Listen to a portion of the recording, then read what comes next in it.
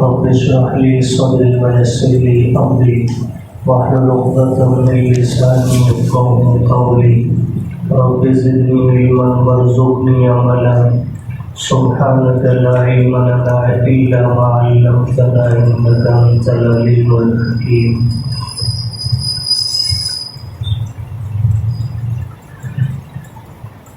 ومن يعش عن ذکر الرحمن،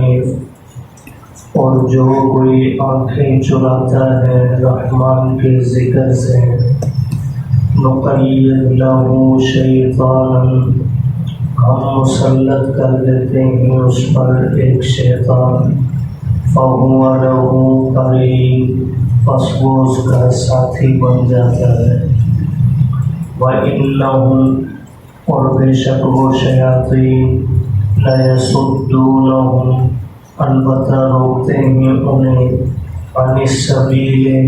سیدھی راہ سے، وَيَحْسَبُونَ، اور وہ لوگ سمجھتے ہیں، أَنَّهُمْ مُهْتَدُونَ، کہ بے شک وہ سیدھے راستے پر ہیں، حَتَّى إِذَا جَاءَنَا، یہاں تک کہ جب یہ شخص آئے گا ہمارے پاس، قال یا لیتا، کہے گا کاش، بینی و بینک، میرے درمیان اور تیرے درمیان، بعد المشرقین، مشرق و مغرب کی دوری ہوتی، فبئس القرین، پس بہت برا ساتھی ہے تو، وَلَن يَنفَعَكُمُ الْيَوْمَ، اور ہرگز نفع نہ دے گی تمہیں اس دن، اِذ ظَلَمْتُمْ، جب کہ تم نے ظلم کیا، أَنَّكُمْ فِي الْعَذَابِ مُشْتَرِكُونَ، کہ بے شک تم عذاب میں اکٹھے ہوگے۔ گزشتہ رکوع میں آپ سماعت فرما چکے ہیں، مشرکین مکہ نے نبی کریم صلی اللہ علیہ وسلم کی ذات مبارکہ پر یہ اعتراض کیا کہ معاذ اللہ دنیا کے اعتبار سے، مال و دولت،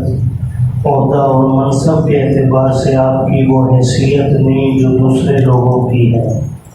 تو رسالت بھی آپ کی بجائے مکہ اور طائف کی بستی میں سے کسی بڑے شخص کو ملنی چاہیے تھی۔ تو اللہ پاک نے ان کی اس بات کی تردید فرمائی اگلی آیات کے اندر، اور آج کی آیت کریمہ بھی اسی واقعہ سے اور مشرکین کے اعتراض سے مربوط ہے۔ اللہ پاک نے اس آیت کریمہ میں مطلقاً یہ فرمایا جو شخص بھی آنکھیں چرائے گا رحمان کے ذکر سے، قرآن مجید میں پارہ نمبر 16 میں بھی اس سے ملتا جلتا مضمون اللہ پاک نے بیان فرمایا، وَمَنْ أَعْرَضَ عَنْ ذِكْرِي، جس کسی نے میرے ذکر سے اعراض کیا۔ مفسرین نے لکھا ہے یہاں ذکر کے اندر 3 احتمال موجود ہیں۔ پہلا احتمال یاد الہی، اللہ کی یاد، جس نے میری یاد کو چھوڑ دیا اس پر ہم ایک شیطان مسلط کر دیں گے۔ وہاں 16ویں پارے میں سزا اور بیان کی گئی ہے کہ جو اعراض کرے میرے ذکر سے ہم معیشت اس کی تنگ کر دیں گے اور روز محشر اسے نابینا اٹھائیں گے۔ اور یہاں اللہ نے ذکر سے اعراض کرنے والے کی سزا بیان کی کہ ہم شیطان کو اس پر مسلط کر دیں گے۔ اور ذکر سے مراد پہلا معنی یہ ہے کہ اللہ کی یاد، جو رحمان کو یاد کرنا چھوڑ دے تو لا محالہ شیطان سے اس کی دوستی بن جائے گی۔ اور دوسرا معنی ذکر کا یہ ہے، فرمایا قرآن مجید، کہ جو رحمان کے ذکر سے آنکھیں چرا لے، یعنی قرآن مجید سے آنکھیں چرا لے۔ ایک ہے کافر کا قرآن مجید سے آنکھیں چرانا کہ اسے تسلیم ہی نہ کرنا، اسے ماننا ہی نہ، اور ایک اللہ معاف فرمائے میرے اور آپ کے اندر بھی آنکھیں چرانے والا معنی موجود ہے، ہم مانتے تو ہیں لیکن پڑھنے کو اور اس پر عمل کرنے کو تیار نہیں۔ تو اللہ فرما رہے جس نے رحمان کے قرآن سے آنکھیں چرا لی اس پر ہم ایک شیطان مسلط کر دیں گے۔ تو پھر میرے اور آپ کے اللہ معاف فرمائے روز بروز گمراہی کی طرف جانے میں کوئی دو رائے نہیں ہے. جب قرآن ہماری زندگی سے نکل جائے گا تو شیطان آ جائے گا. اور تیسرا معنی ذکر کا مفسرین نے لکھا ہے نبی کریم صلی اللہ علیہ وسلم کی ذات مبارکہ کہ رحمان کے ذکر سے جو آنکھیں چرا لے، یعنی رحمان کے محبوب سے جو آنکھیں چرا لے تو اللہ پاک اسے شیطان کے حوالہ کر دیتے ہیں. اور شیطان کے مسلط کرنے کا ہرگز یہ معنی نہیں کہ اللہ انسان کو شیطان کے آگے مجبور بنا دیتے ہیں، وہ کچھ اور کر نہیں سکتا، بلکہ در حقیقت یہ اس بات کا اظہار ہے کہ جب میری طرف آؤ گے نہیں، حالانکہ اللہ نے اپنی ذات کی طرف، دین حقہ کی طرف بلانے کے لیے انبیاء مبعوث فرمائے، اور پھر اللہ نے ترغیب بھی دی، کہیں جو ہے لالچ دی تمہیں جنت ملے گی، تمہیں یہ نعمتیں ملیں گی، اور ترغیب بھی اللہ پاک نے اختیار فرمائی، یعنی ڈرایا بھی کہ مجھ سے دور جاؤ گے تو تمہارا انجام یہ ہوگا. اب اس سب کچھ کے باوجود اگر کوئی اللہ کی ذات کو چھوڑ کر دوسرا راستہ اختیار کرے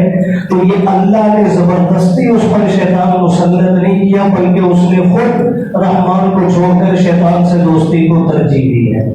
تو اس لیے فرمایا وَمَن يَعْشُ عَن ذِكْرِ الرَّحْمَنِ، جو شخص آنکھیں چرا لے رحمان کے ذکر سے، نُقَيِّضْ لَهُ شَيْطَانًا، ہم مقرر کر دیتے ہیں اس کے لیے شیطان کو، مسلط کر دیتے ہیں اس پر شیطان کو، فَهُوَ لَهُ قَرِينٌ، پس وہ اس کا ساتھی بن جاتا ہے، قرین بن جاتا ہے اس کا. اب ظاہر بات ہے جب دوستی شیاطین سے ہو جائے گی تو شیاطین سیدھے راستے پر چلنے کے لیے کبھی نہیں چھوڑیں گے. نماز پڑھنے کا ارادہ کرے گا رکاوٹ ڈال دیں گے، وسوسہ ڈال دیں گے، قرآن پڑھنے کا ارادہ کرے گا وسوسہ ڈال دیا جائے گا. تو اللہ نے اسی بات کا اگلی آیت میں اظہار فرمایا وَإِنَّهُمْ، اور بے شک وہ شیاطین جو دوست بن چکے ہیں، لَيَصُدُّونَهُمْ، وہ اپنے دوستوں کو روکتے ہیں، عَنِ السَّبِيلِ، سیدھے راستے سے،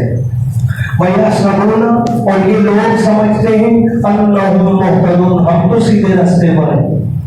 آج اللہ معاف فرمائے کوئی بھی شخص اعلانیہ طور پر جس کا بطلان، جس کا فساد ظاہر ہے، وہ بھی کبھی اپنے آپ کو غلط کہنے کو تیار ہے.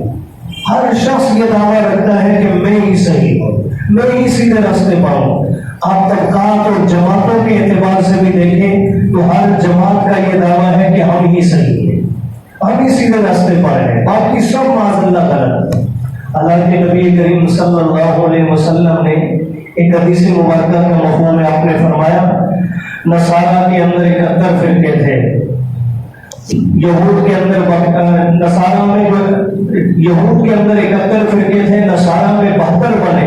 اور میری امت کے اندر 73 فرقے بنے گے. فرمایا ان میں سے باقی سب کے سب ناری ہیں سوائے ایک فرقے کے. اب اللہ کے حضور صاحب الولی ہیں، اور اللہ کی ذات کو جیسے ماقبل کا علم ہے ایسے امامات کا علم ہے. اللہ کو جو معلوم تھا صبح قیامت تک کون سی جماعت حق پر ہوگی. اللہ بتلا دیتے اپنے محبوب کو، حضور اس جماعت کا نام لے لیتے، لیکن اللہ کے محبوب نے کسی جماعت کا نام نہیں لیا، بلکہ فرمایا ما انا علیہ واصحابی، وہ راستہ جو میرا اور میرے صحابہ کا ہے، اس راستے کو جو اپنائیں گے وہ لوگ سیدھے راستے پر. اللہ کے نبی نے راستہ متعین کر دیا لیکن جماعت کا نام نہیں لیا. اس بات کی طرف اشارہ تھا جماعت کوئی بھی ہے لیکن مجھ محبوب کا اور میرے صحابہ کا راستہ جنہوں نے اپنا لیا وہ جنتی ہے. تو اس لیے جب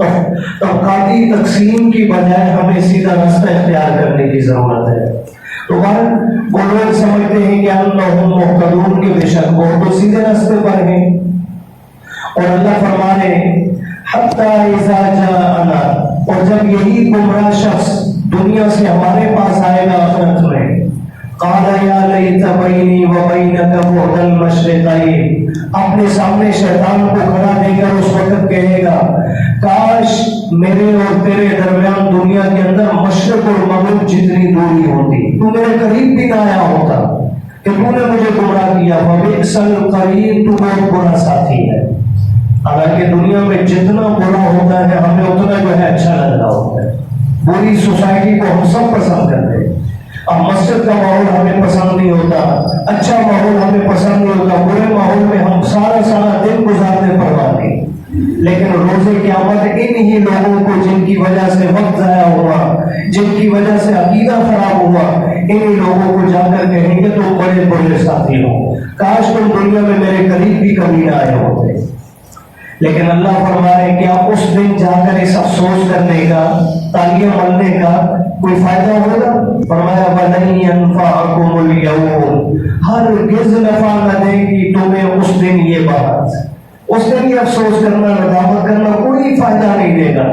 इस ज़लम तुम जबकि दुनिया में तुमने जुल्म किया, शिर्क में मुब्तला रहे, इसलिए कि अन्नकुम फिल अज़ाब मुश्तरिकून, उस दिन को गुमराह करने वाले और तुम गुमराह होने वाले सारे के सारे इकट्ठे जहन्नम के अज़ाब में होंगे। अल्लाह पाक जन्नत के अज़ाब से हमारी हिफाजत फरमाए।